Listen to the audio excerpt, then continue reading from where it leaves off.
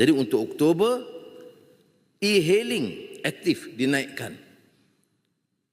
daripada 300 liter kepada 600 liter. Berapa yang dapat? 58,000 pemandu e-hailing layak menerima sehingga 600 liter sebulan. Baik, ada lagi yang rakan-rakan, anak-anak kita dari e-hailing yang merasakan masih belum cukup.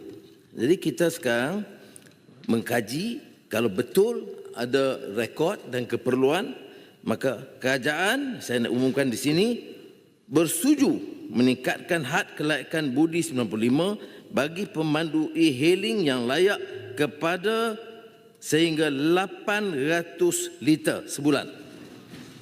Ya. Maknanya 5,000 kilometer.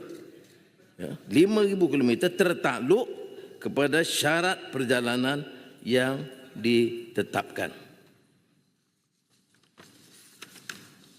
Pada masa yang sama, kerajaan turut bersetuju supaya taksi lapangan terbang turut disenaraikan sebagai kenderaan yang layak menerima petrol RON 95 bersubsidi di bawah skim kawalan petrol bersubsidi SKPS.